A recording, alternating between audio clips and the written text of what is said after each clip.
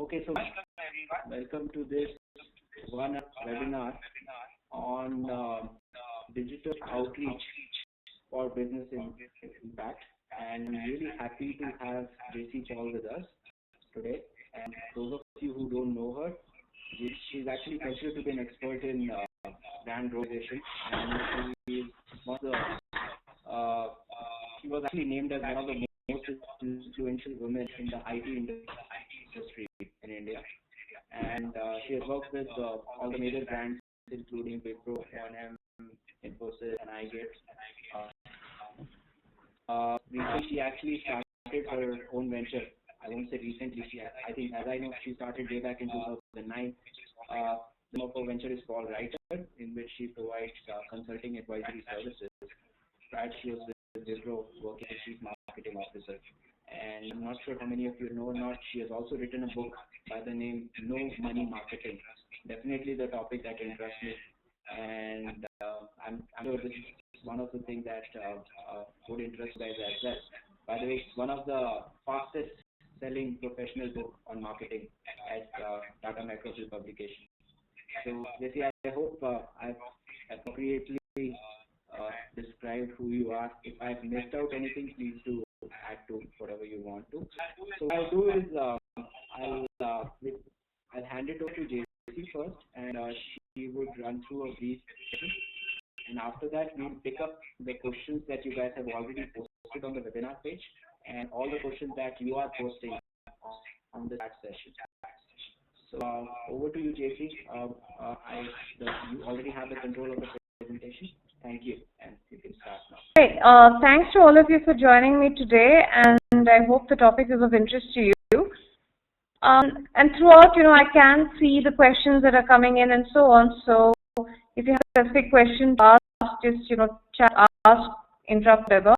The class is about social media from the angle of how do we get returns, how do we do business on social media.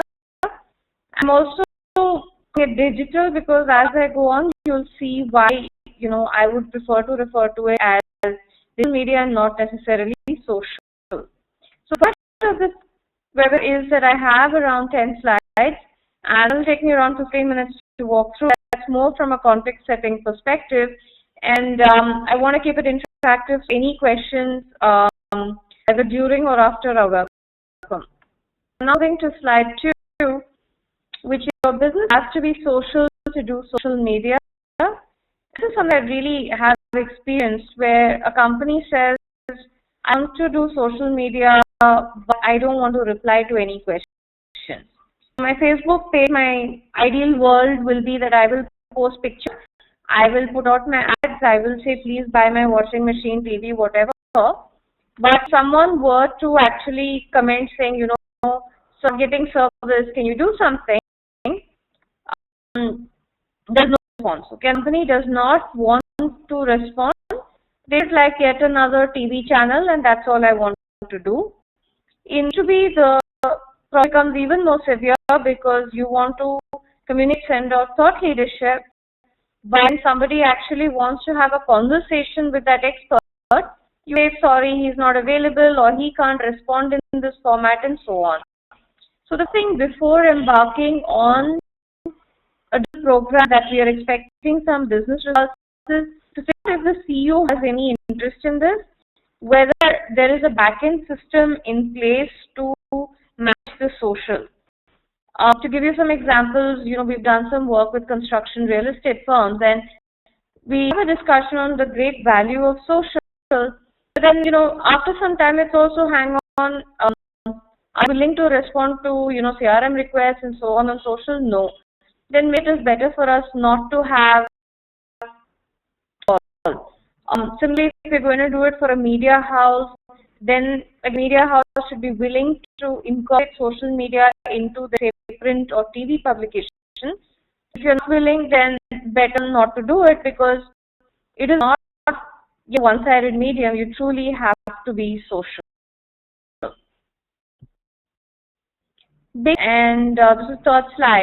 And I put this up because whenever I have a conversation about social media or digital, everybody only talks about, I want to be on Facebook, I want to be on Twitter. Even some of the questions are more about Facebook and Twitter, but actually, it's necessarily those two that are best for you. There are specific sites dedicated to certain verticals which might be more relevant. So if, for example, a recruiter or anything in the HR space, maybe Glassdoor can get interesting for you, maybe LinkedIn is better for you. If you're only in marketing, maybe a LinkedIn community only focused on marketing or digital marketing is better for you. So it depends, and there are very niche sites, job communities, tech communities, far better and much easier for a company to handle than Facebook and Twitter, which are very, very mass B2C. So even B2C very mass. So that's one point I wanted to raise. I have put down my views on, what is the use of each of the social media channels. Because then, I see questions on Facebook and Twitter, hardly anything on YouTube, though in India, YouTube is a very, very popular channel. And they haven't done enough to market it, but certainly there are opportunities there. And SlideShare, again, anybody who's in sales marketing, really helps you to collect leads. And people who go there to search for content are very relevant to us because, the reason you're searching for a PPT is because you write on it and you're searching for relevant data. Google Plus hardly gets talked about, but for example, selling digital marketing, a lot of the guys do sit on Google Plus. If you're in technology, again, they sit on Google Plus. So I put this slide because I want to broaden the discussion beyond Facebook and Twitter. I say that each of these channels has a particular use, and two most mentioned ones are just the tip of the iceberg. Okay, that is what, when, and where, and I will move to slide 6. So in this, I just want to talk about, how could we have social presence? Because I see a question from, I think it's Bijay, and he says that, is it possible for an organization to have a presence without integrating social as well as internal CRM? So I'll cut in more detail later. No, you can't actually. But the second part is you can't have social without having content. And that's really the biggest challenge. You do see very brands, a very large hospital brand, a very large FMCG brand. The kind of tweets they have are, our latest washing machine washes faster, or the hospital is, eat vegetables and be healthy. Just today I saw another one saying that if you like it, then you will get a free, whatever, I think it's an FMCG soap brand, and you get a free, whatever, soap and shaving cream set. In my view, these are brands that have not thought through the content of what they're going to talk about. They have a lot of content, but not when you start this, you would want to say, okay, my buyer goes through 6 phases in his search. I should have content at every point.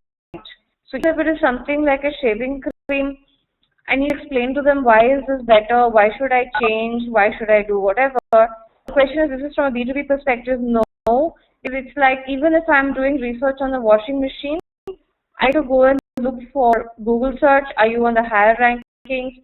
Things like paper might be more specific to B2B, but all the other stuff, if you're doing something with, intensity, let's say a car, a scooter, anything, you tend to do your research, and the content is relevant. Yeah.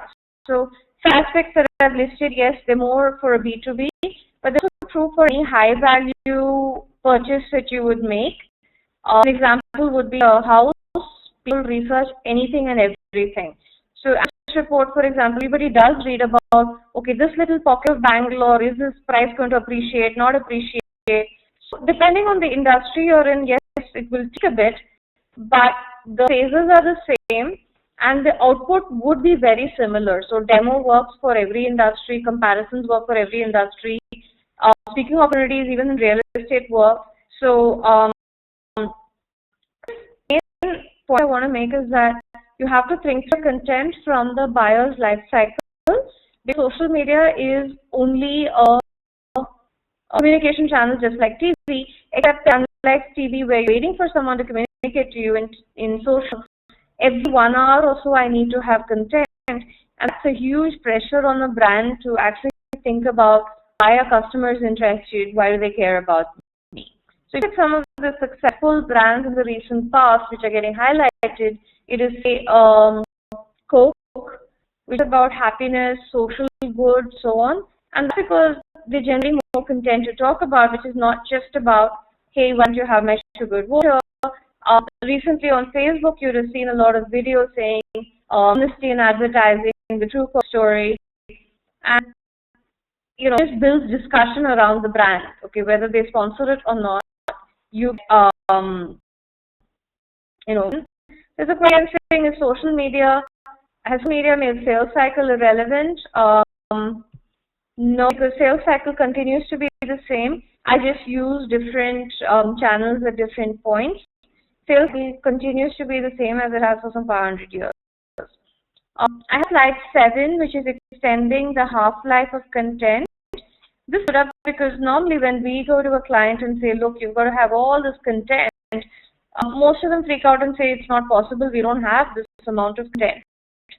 But, and you would have seen research which says that, like a Facebook post run within 1 hour has covered half the potential audience, and it will little tweets again within 15 minutes. If you don't get retweeted, nobody sees anymore. Varies depending on your particular channel, but the way then cycle that is to break it all up. So, and this again, if you see even the FMCG firms, you will see one story in Economic Times saying they're investing in water. They will see one in Mint on some research report on how they've reduced their carbon footprint. They will see that they've won, some award for that same piece of research. So they all have a pipeline which allows them to stretch it out for a very, very long time. There are many successful authors who are now serializing the book, putting out a little page or a chapter every day. So the trick to actually keep extending the half-life and making your content, whatever little that you have, stretch it out for the year. Slide 8, I'm not going to detail it out, but you have to let the organization and, so there are some things that we have to go through. So that companies which are crying saying, look, I have this presence, but nothing is happening. You haven't gone through the actual cycle. There's a question which is for product-based brands rather than real estate at all. Is social media useful for brand? Yes, it is, because I have enough data that shows that before someone buys anything nowadays, they are going to check with their friends, they're going to check have they bought something, and whether the company is present or not, that is happening. So I gave you the example of real estate. In that particular example, there is a group already in place. Every large real estate project in India, there is a separate Google group, Yahoo group set up. Even if the company has no involvement in it, is discussing the project, and potential buyer goes and sits there. So even if you buy a washing machine, on my Facebook feed, I'm seeing people saying, I'm considering buying this washing machine, any past experience. Or people don't get delivery from an e-commerce guy, they're sitting there saying, oh my God, he delivered my table late, don't ever buy from this guy. So to answer that question from Sanoj, it works for every single brand, and it's only a choice of whether the company choose to participate in the discussion or not.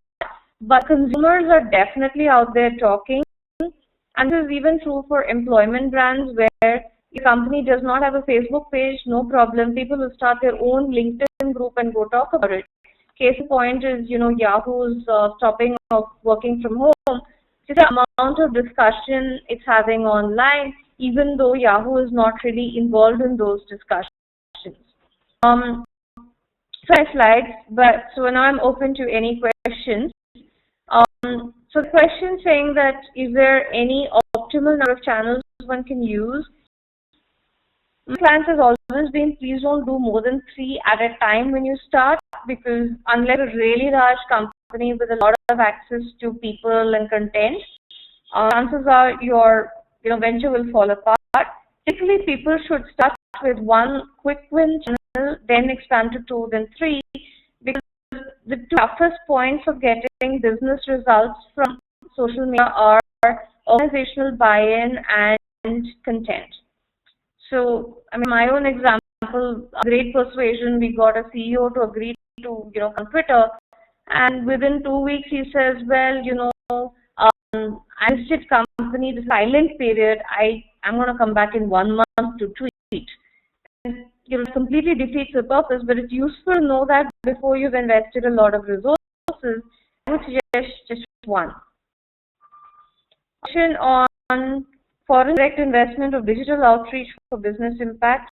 I haven't quite understood that. If you could clarify, I'm not sure. If you mean FDI in digital business, good. If you could phrase that.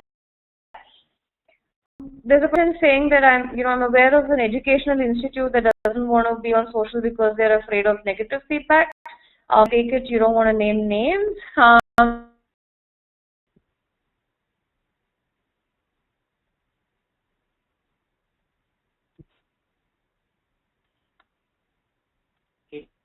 Yes, able to hear you. AJ is not able to hear you.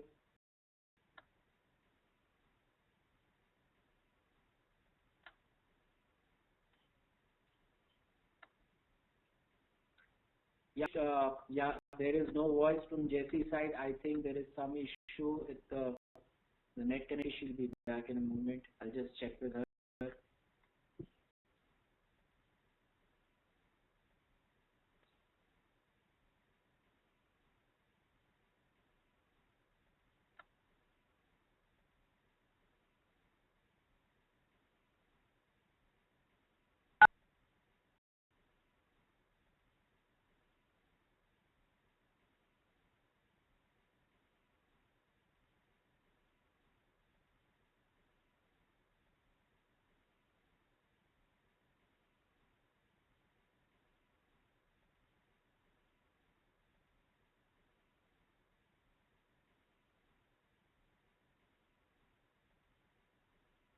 We are not able to hear you. Can you please?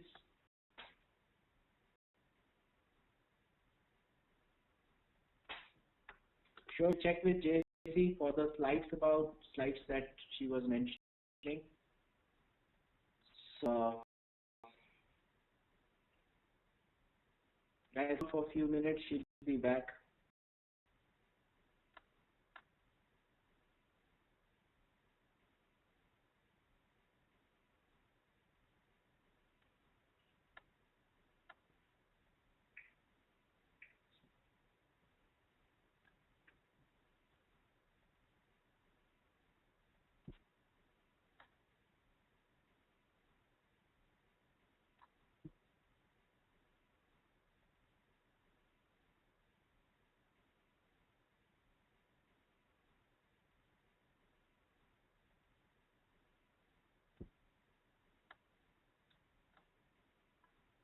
Just hold, guys. I'll check with Jessie once again.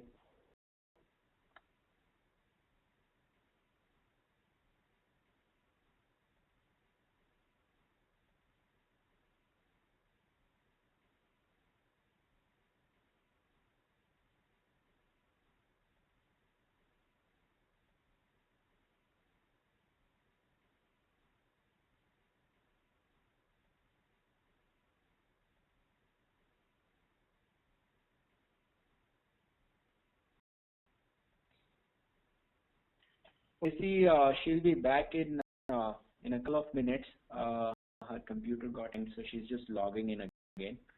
I just wanted to, when she was actually discussing about which channels to opt for, she suggested that you should think of starting and if there are less of resources, you can also think of starting with one.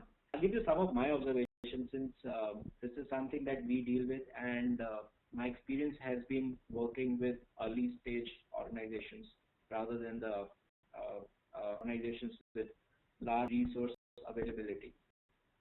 So in our case also, one thing we have observed is that there are a lot of obvious channels. Like when we talk about Facebook ads, Google ads, this is something everybody is aware of. Now, the part about these obvious channels is that there are a lot of case studies available. There are a lot of consulting companies, agencies out there providing support to give you services on that. But the problem, everybody is aware of them. And I was just evaluating the success stories that has happened in last 3 years, and my observation has been that most of the success have picked up channels which were so obvious when they picked it up. But then they used obvious channels to scale it up. So I mean, when she said that big is not the best, I think she was pretty right in saying that big is really not the best always. So you need to pick up the specific channel that really works for you, and you have to apply your common sense rather than what online world is suggesting. Okay, so I see back. JC, hear me? I can also this time.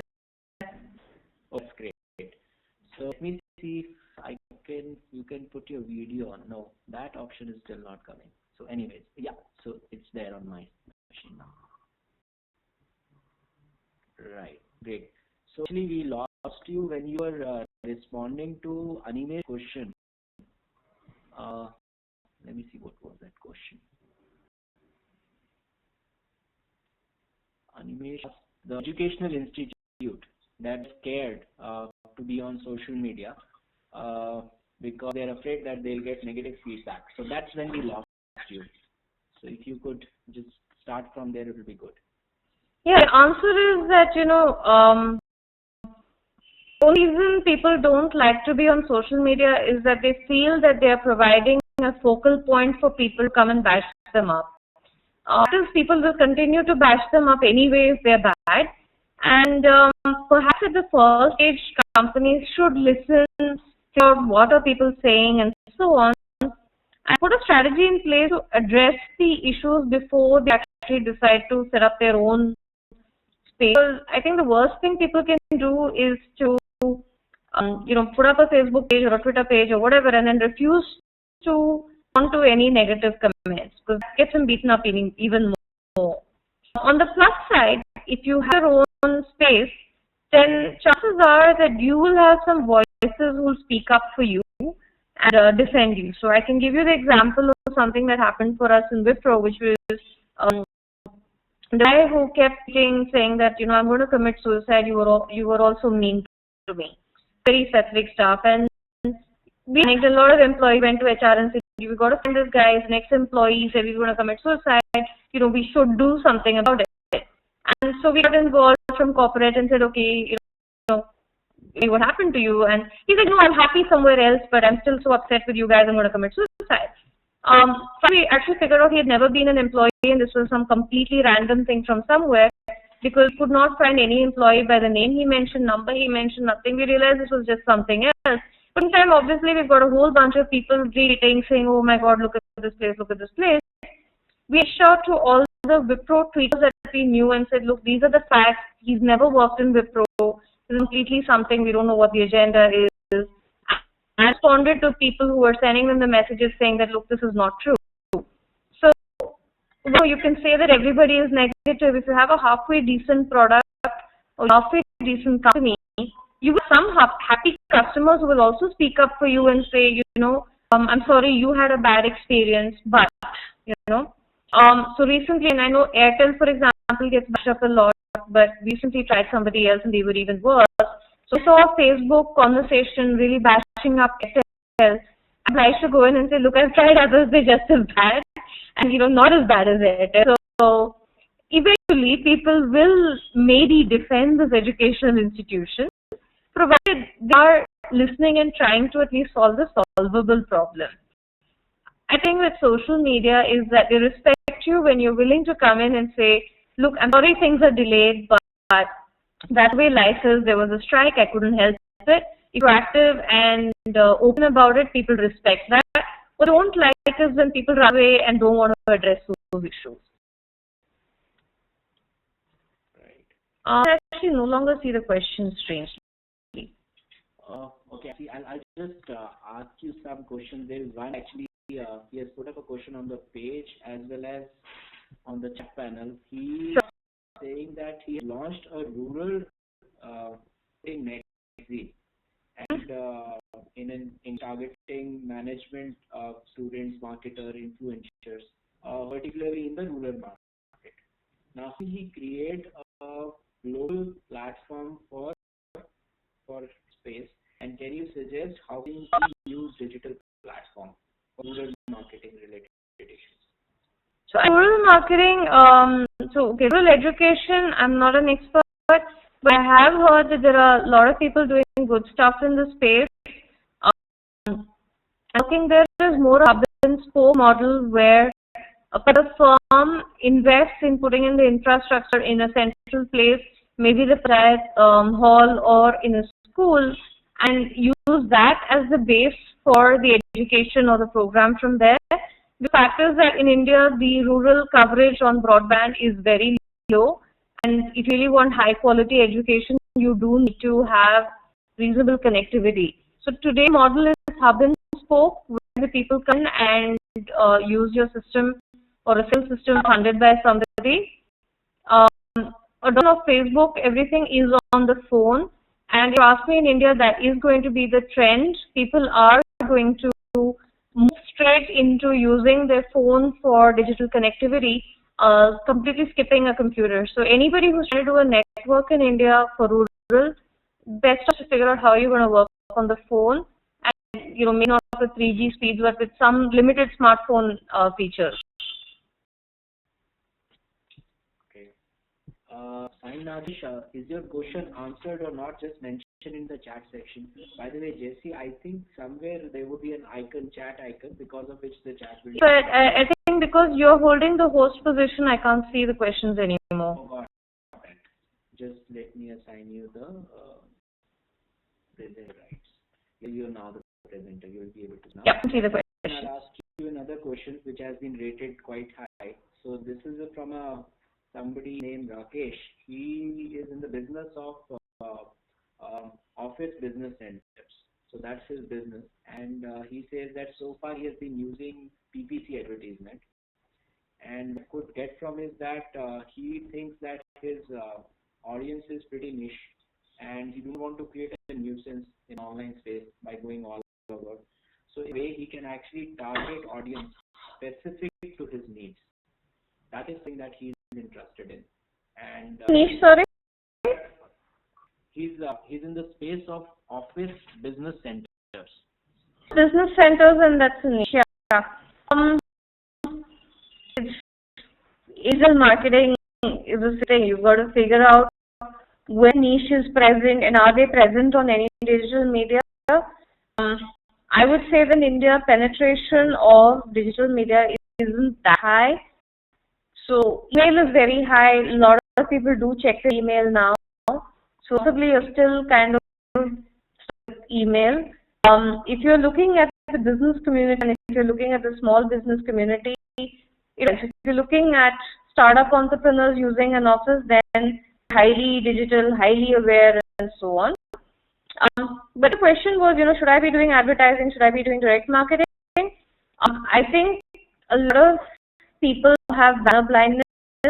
They click on banners, so you have to look at within which you're integrated with the content in some way, or you have to look at something, like a section on small business or entrepreneurship, and you've got to be a part of the content.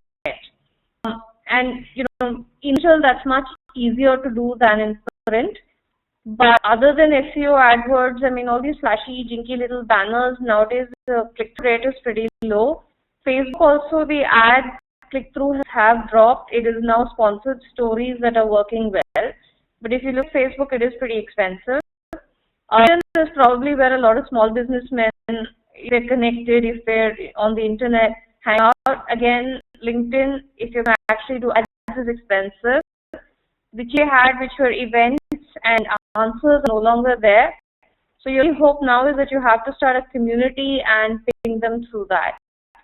But it depends how niche your offering is and whether you can afford to do print ads and so on. because in print ads continue to work. The thing is, I mean, I don't know what kind of offices they are and where you're operating, but Vernacular is working really well, and so is Vernacular Digital, and you might want to consider that.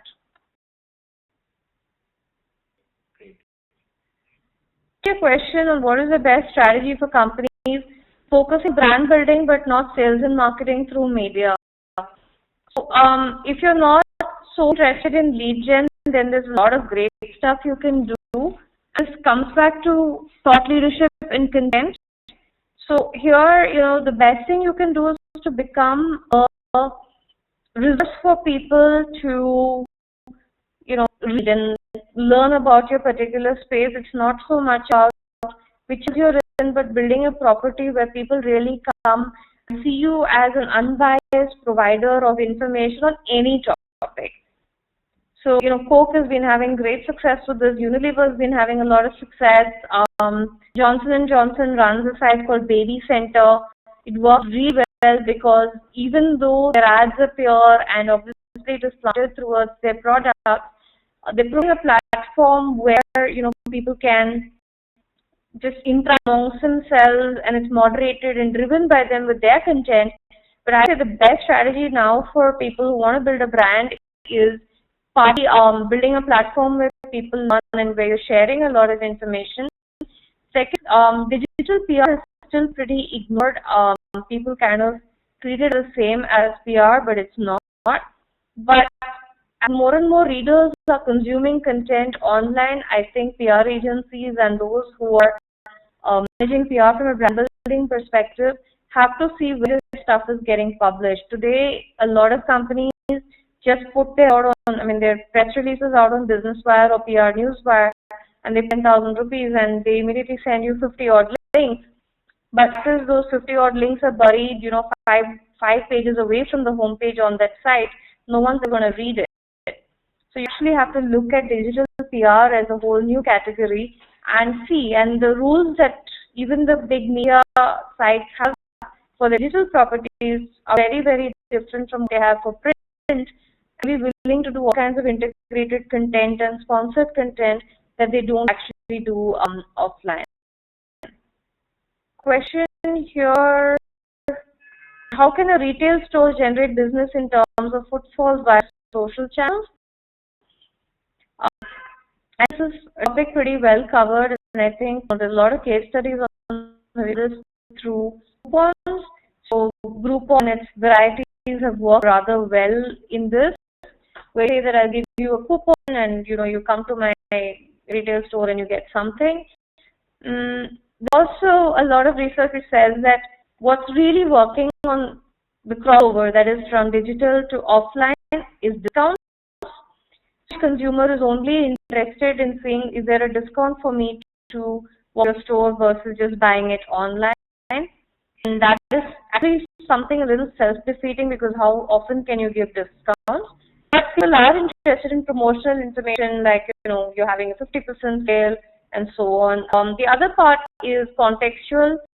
So if you're able to, for example, someone searching on cooking and I happen to have an ad saying, okay, you can get your gourmet food stuff here, eventually I will do that. I've also noticed, for example, home delivery stores pop up only at the end of the month and saying, why are you going grocery shopping all over again? Why don't you buy from me? So it's about being very context sensitive. When do people buy this stuff? We had a session with the founder of Zobi, which is an online site, but he said, interestingly enough, a lot of men watch TV during the women's soap time because it's a free TV and they have to watch it. But since they both do a lot of online shopping during that time, so the net consumption and app purchase consumption goes up during the 7 to 9 soap thing, which is why they also advertise during the soaps. So, you buy it, but it's got to be very action oriented, and the Indian market still wants to see a discount. If you're a mass brand, I want to see discounts. Question on Vernacular Digital. So Vernacular Digital is, powerhouses like eNadu or Malayalam Manorama or Sakshi or there are quite a few. The South Indian ones I know rather well, and of course there is that can run, and they've got a massive site. And it is, I think, very popular thing, popular both in states which have high adoption like Kerala and Andhra Pradesh, and where mother tongue is still very, very popular. And second is it's very popular with NRIs. So if you're reaching out to a high net worth NRI audience, or reaching out to college students in the southern states, chance of vernacular digital can be a differentiator for you. It's a much lower on vernacular digital than English, but the click-through and conversion are still relatively high because they're not cluttered with ads as, say, the English digital medium is. What will impact on e-commerce for digital organizations? I haven't understood that question, so now you could just expand on that. How relevant are LinkedIn groups for brand building? Are existing groups serving purpose, or they lose hold over a period of time? So, have been very relevant for me. I run a rather large one for CMOs on LinkedIn. It's one of the oldest groups. It's included in the LinkedIn of Fame. I think it's worked well for me in terms of disseminating information, but say the engagement is still not very high. Over time, I find that LinkedIn groups get overrun by vendors trying to sell to other vendors, and the buyer gets scared and runs away because, we just chase them for sales. So LinkedIn groups, however, the niche groups, so for example, there are very popular architect groups and all that, do come there because if you're a niche person, there's no other place to go, you do come there. But standard chart, which I didn't use today, which shows that only 1% of a group actually ever contribute content or do not content, actual comments and so on. So if your LinkedIn group hits around 1,000 members, you'll see very little activity on your page, and that puts away the potential visitors as well as, scaring yourself, because you're like, oh my God, I'm sitting here, 100 members, no action, no action. So people tend to kind of give up and run away pretty fast. Figure out how you're going to get to 1,000, and then you can see whether actually you see results from that. I think I've done with the questions. Okay, I think I'll add some. There are some more questions on the page that I would like to ask. So before that, one of the questions that I would like to answer on this, Amitabh asking how effective are LinkedIn ads. So just want to give you the statistical information on our side. We at 42 Inception and Digital Vidya, we do our campaign on Facebook ads, Google ads, as well as LinkedIn ads. And in our case, LinkedIn ads actually delivers 15 times better conversion than the Facebook ads. So even the CTR also good, but even though the CPC cost is way higher, but ultimately the cost of customer acquisition comes down significantly because of the kind of conversion we get through LinkedIn ads. So I mean, if you have not tried LinkedIn ads, it's worth trying it out for the B2B objectives. Okay. So I just want to add to that, it depends what you're selling. Right. If it is something that is suitable for a professional and is mostly to be, like a professional context like training or so on, LinkedIn works well. If you're trying to sell things like that, conversion isn't that high. Okay, so context sensitive. Right. Completely agree with that, and I think that's the reason why it is working very well for us, since it's more to do with professional training space. So just one question I have is, this is something I've been faced in a lot of workshops also. And since, personally not work with major brands, and since you have, so you might be able to understand their world appropriately. So what I've seen is that people who really work in the marketing team of some global brand, they usually keep struggling that they do not get that space to show their creativity. People do not really are willing to localize the campaign based on the Indian industry. And at times I've seen most of them, like we used to discuss how they can strategize it, but the end where they will be left with is, that's okay, but we can't play around with this like this. And so what is the approach that people who are working with global brands but working in India in marketing team should the approach they can take so that that can appropriately help them to localize the whole campaign and goes on in like the global brands and how they should actually approach the whole scenario. If you could throw some light on that. So there's enough data which says that to localize your content, no two ways about it, and this is across B2B and B2C. So IBM has content, and worldwide they have tons of content. You'll now see that the content is all localized for India. With the Coke campaign, again, it is localized for countries. So I think really works is when you've got an idea like a Coke studio, how then globalize it, and then even MTV Digital in India, they have very specific programs that work for them that don't necessarily work anywhere else. So I mean, a lot of global companies are a bit stuck in the past and say this ad only will work and so on. But we've also seen that not listening to a market like China or India can be a predictor of an early demise for the brand as well. So this mobile manufacturer ignored India and clearly have eaten into their space. And now there are other mobile manufacturers who are also treating India as a secondary market. And you can see that the market share is dipping over time and people are looking for better stuff and low opportunities are rising and so on. So there's no really easy solution to this except that you have to go with data to your global brand manager and explain why what worked for you in US or Europe is not going to work. I found that in the last 3 years, people have been much more responsive to these stories because for many companies there is zero growth in Europe or in US. Growth only coming from India, China, belt. Therefore, if you're an expert in these countries, you become, kind of like you can threaten to quit and immediately do whatever you want them to do. There's also far more of international interest in India. So any recent conference you go, there will be at least, 20% of the audience has traveled from somewhere else. And I guess a desire to learn this market and understand and try policies to accommodate the specific needs of this market.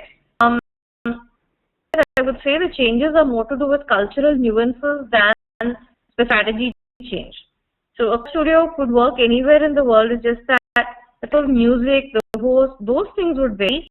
But the idea itself can be tweaked to work in any country. I think that's really the challenge, to find an idea that with mind tweaking will work anywhere in the world. And to say something else, I mean, 42 Inception would work anywhere in the world too. So that would vary. Yeah, that's I think that we are also realizing. Great. And there are a couple of questions. Two of the most talked about concerns also. One is the ROI piece, which is the question asked by Arjun Mishra. Mm-hmm. How can we track conversion of an interest to a sale? As a company will make basis of ROI. What are the ways to measure conversions? So, you have some guidelines on how to really deal with the ROI if the objective is lead generation, and even if the objective is not lead generations for nurturing and all, is there a particular framework that you suggest that people can follow with these questions and doing internal selling? Yeah. So, the whole thing varies a little bit.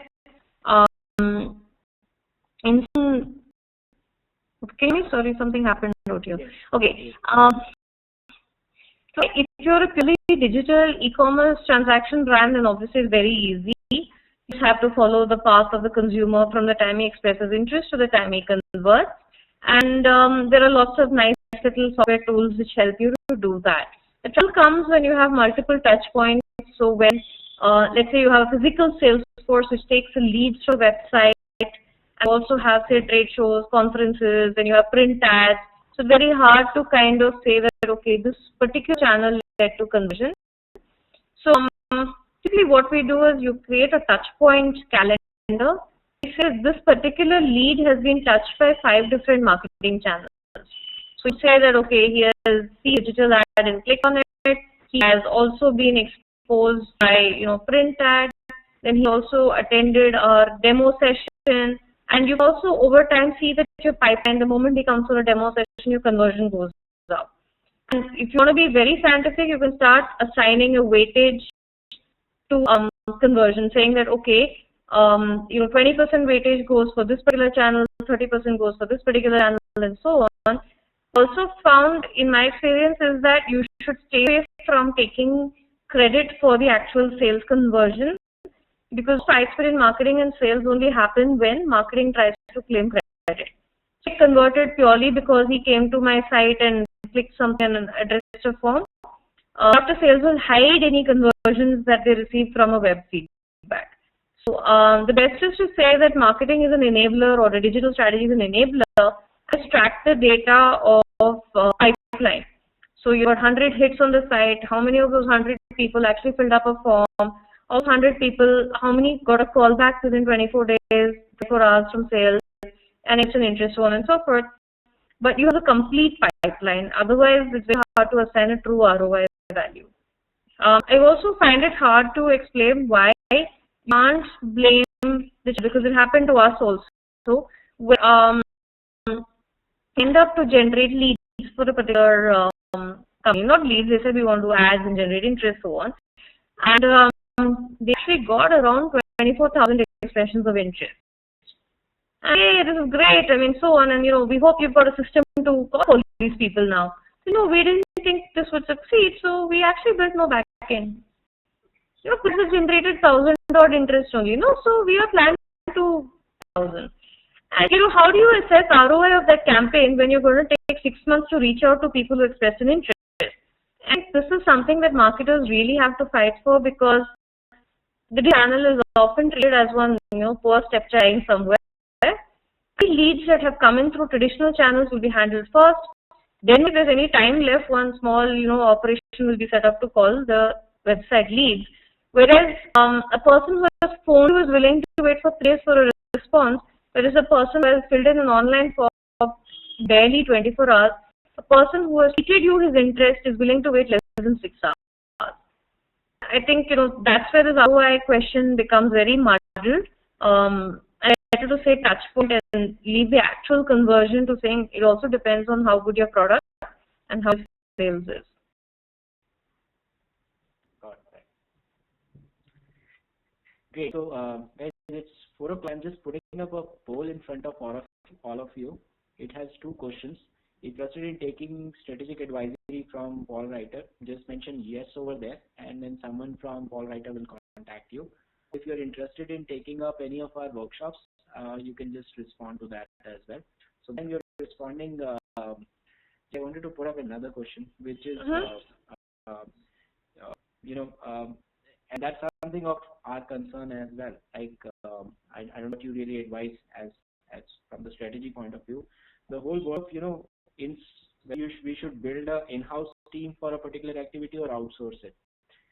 So when we talk to agencies, they usually talk about the stuff or give importance to the stuff that they have internally or operationalized. They have an operational strength to do it. But, as you mentioned in one of your slides also, that big is not always the best. So usually these agencies deal with stuff that is big enough for which they have the resources to get it done. Now, as a strategic approach, when we have to decide, okay, this is the approach we'll take, these are the steps we'll keep in-house, this is the stuff we can outsource. So, is there a way we can how to really go about from the word go? Should we actually, is there a way, or should we have to hire some strategic consulting advisory, or is there some basics that you can suggest us to take care while we're deciding on in-house or outsource? So you're right in saying that the big firms can outsource some, but everywhere I think the challenge has become content. Very few companies are able to outsource the content bit. For instance, one is that the agency to understand your particular space is not easy. And unless you're a big company, they're not going to invest in the kind of people who can actually understand your space. So get, the eat pills and be healthy kind of rubbish.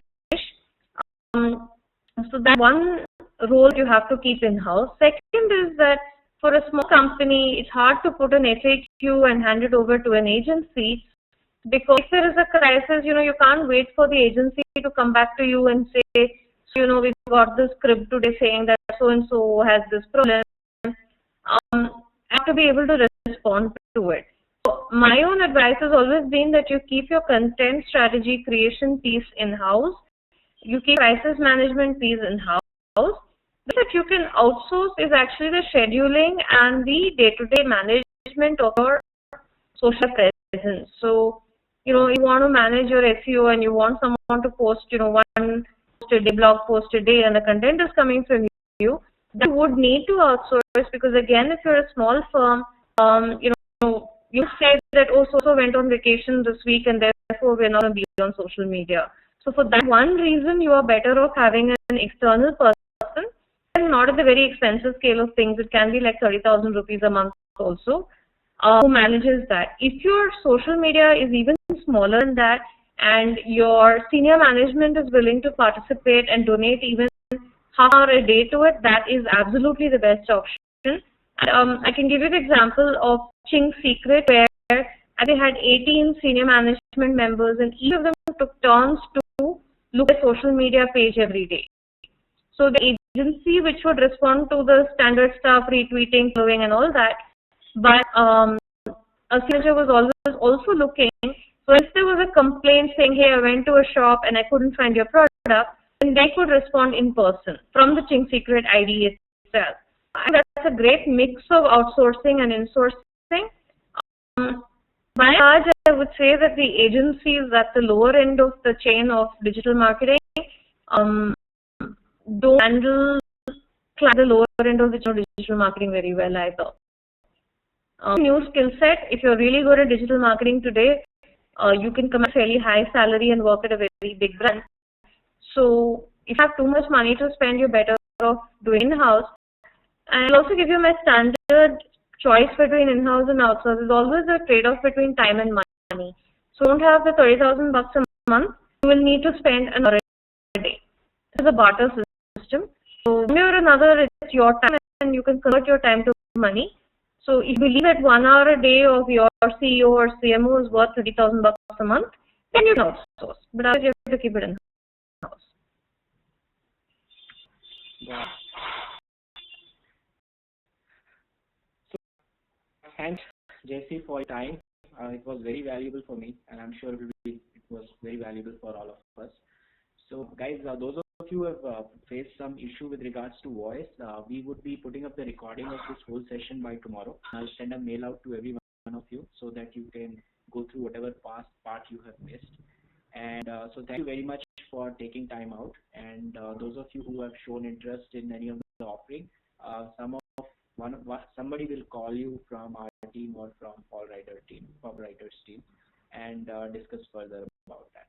So it's a lot. Thank you very much. Thanks, Jesse, for joining in. Really a great session. Thank you. Thank you. This is complete. Bye.